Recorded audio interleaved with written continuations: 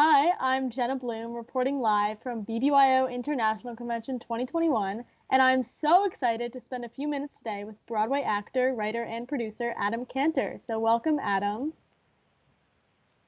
Thank you. Thanks Hi. for having me.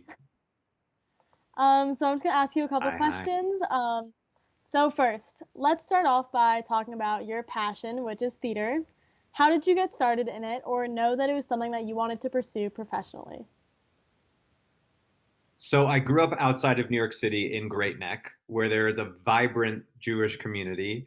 And I think theater is really embedded in Jewish culture. You know, you go back to Yiddish theater, and of course, Sholem Aleichem, who wrote the stories on which Fiddler on the Roof is based. Theater is so much part of our history and our blood.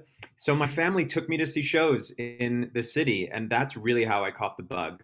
The first show I did was Fiddler on the Roof in sixth grade. I played Mendel, the rabbi's son. And then in eighth grade, I played Tevye. So I really moved up that ladder real quick in the Jewish youth community theater. And I just loved it. And then I on to study it at Northwestern.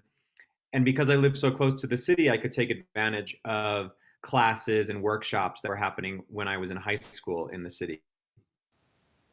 That sounds awesome. Yeah, New York is definitely a vibrant city, especially for theater, I imagine. And continuing on the topic of theater, what is something that you know now about working in like the theater industry that you wish you knew before you started?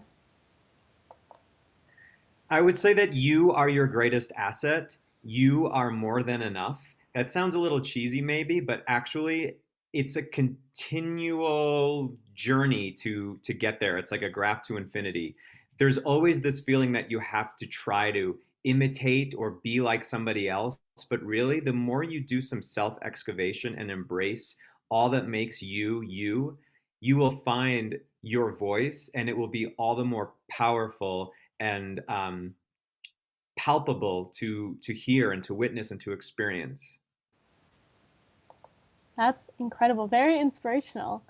Um, and with you being you, we've all been spending a lot of time by ourselves in quarantine, and I know that this pandemic has been very, very tough on the Broadway and theater community. So, what are you guys doing to push through this difficult time and like keep theater alive?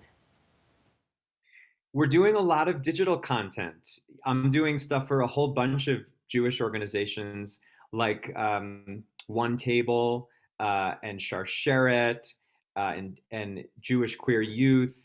Um, and of course BBYO. So I'm so grateful to be able to dig into my Jewish roots and continue that journey of self-excavation, which I think will hopefully better myself as an artist and also maybe inspire others and continue to curate content for folks who are there to receive it. So I've become even more grateful for my Jewish communities throughout this pandemic because they've inspired me and given me the space to continue to create and to collaborate.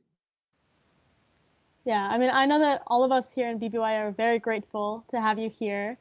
Even with you putting together some of the production numbers for our plenaries at IC this year. So, what was the process like making those and like putting all that together?